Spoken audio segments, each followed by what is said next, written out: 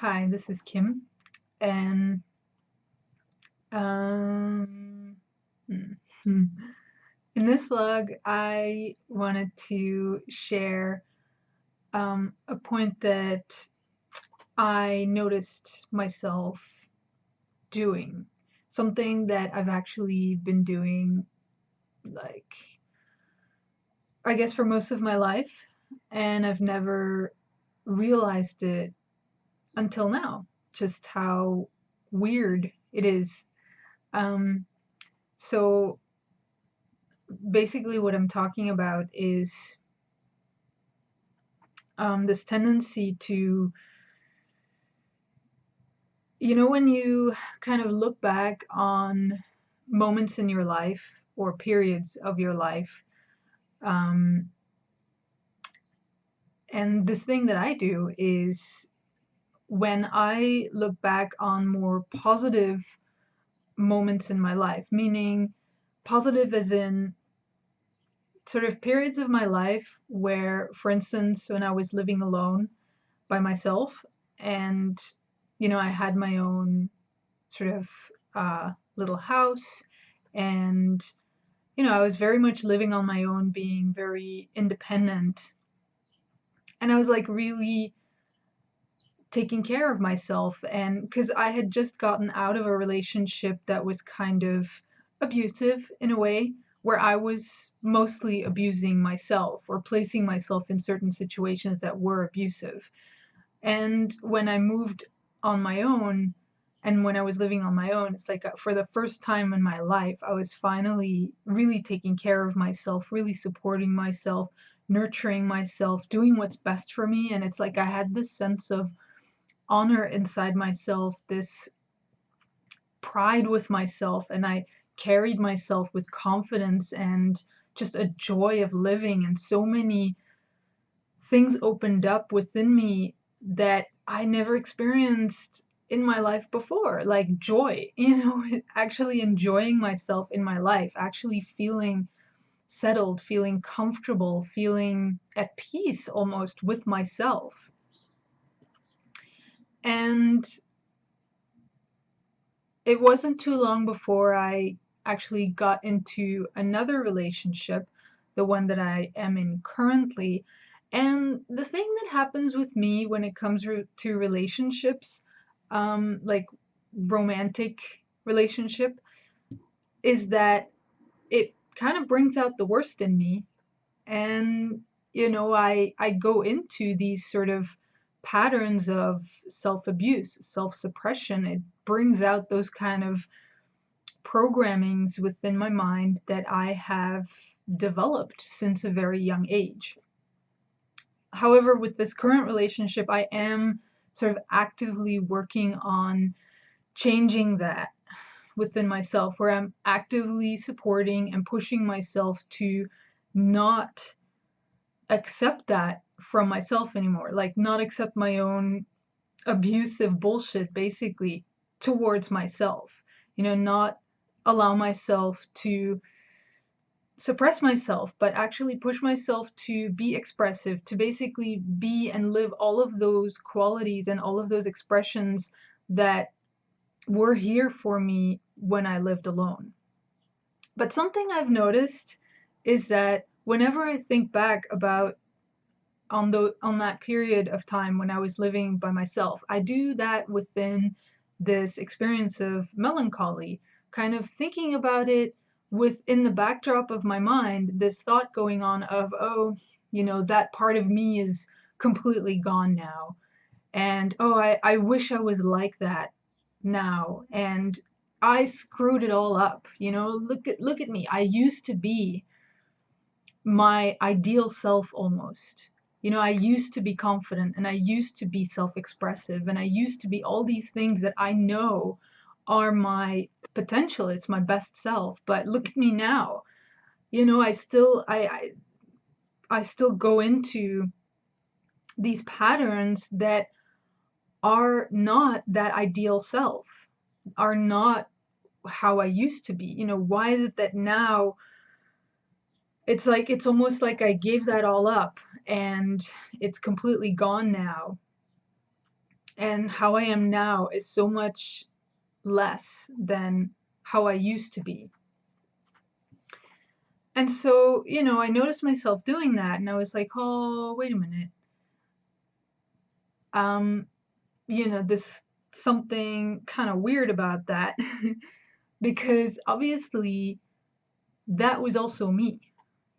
Like, why is it that I'm looking at my memories in separation? And something I also realized is that, well, you know what, when it comes to all the bad memories, all the things throughout my entire life, all the stuff that I did wrong, all the things where I felt ashamed, where like where the worst of me came out, those memories, I have no problem defining myself within. I have no problem saying, yep, that was me. Yep, that worst version of me throughout my life that came out, that was me. But when it comes to those moments of potential, the moments where sort of the my best self came out, somehow in relation to those memories, I'm like, nah, that's not me anymore. I lost that. I wish that could be me, but it's just not. I'm just a lost cause. Who I am is the worst version of me. So, obviously, when I realized that, I was like, you know, all of it is me because it's my memories, you know? So rather than looking at, that the best version of me or the memories that I have of that, within separation and thinking, oh, I lost that part of me, actually, how I should be looking at it is in terms of realizing that, okay, well, that is who I really am. My best self, my potential. That is who I really, in fact, am. Everything else, like all this sort of stuff that represents the worst version of me, which I am currently changing, but, because I'm right now in a relationship as well, like the context, also something I had to understand is that the context is entirely different. Like back then, because I was living alone, it was much easier for me to sort of let go of all the abusive stuff because that mostly actually comes out, I noticed, when I'm in a relationship. So that's why right now all of that stuff is coming up more intensely and I'm having more difficulty sort of just letting go of it. So I'm having to walk more of a process to really change myself. But, I'm in the process of changing it. So I will eventually still get there to that ideal self, that best version of me. So I should rather be looking at those memories going, okay, well, that is who I know I really am.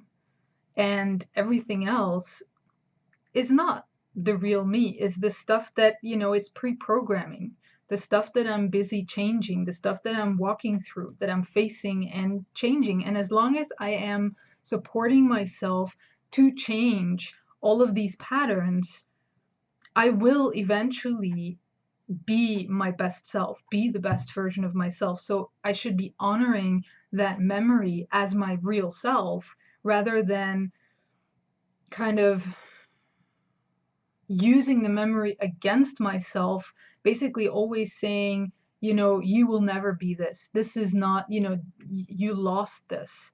Basically using it in that self-abusive programming in terms of reminding myself that I lost my opportunity to be the best version of myself and I lost that potential and I'm just doomed to forever and ever exist within this mind programming of self-abuse because that's just the real me, instead of realizing that's part of the self-abusive programming in the mind, is to use any opportunity, like my own memories, against me as a mechanism to abuse myself, to attack myself, to bring myself down, to, make myself or make me believe that I'm inferior, that I'm not good enough, that I can't do it, make me want to give up. That is what the self-abusive programming in the mind is all about.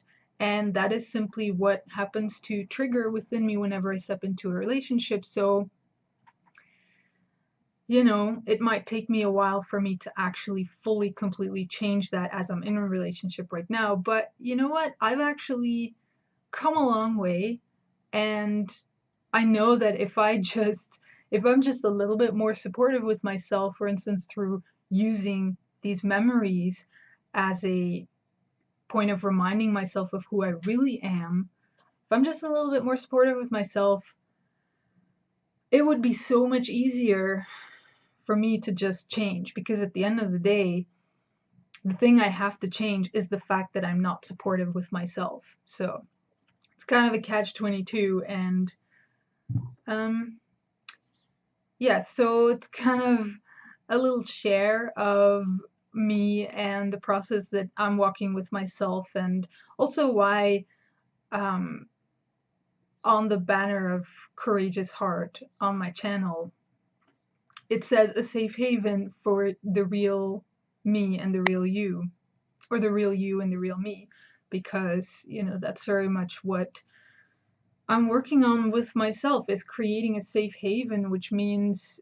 mostly on an internal level, like actually learning to be supportive with myself, learning about what it means to be the best version of me, to build myself up instead of break myself down, to actually, instead of creating a hostile environment inside of my own mind wherein I attack myself, to instead create a nurturing, caring, supportive environment wherein I'm actually supporting myself on every level of myself. All right, that was me. Thanks for watching, and until the next one.